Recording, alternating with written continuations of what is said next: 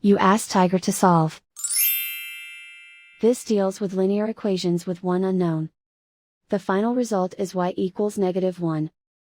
Let's solve it step by step. Group all y terms on the left side of the equation. Subtract 6y from both sides. Simplify the arithmetic. Group like terms. Simplify the arithmetic. Isolate the y. Divide both sides by 2. Simplify the fraction.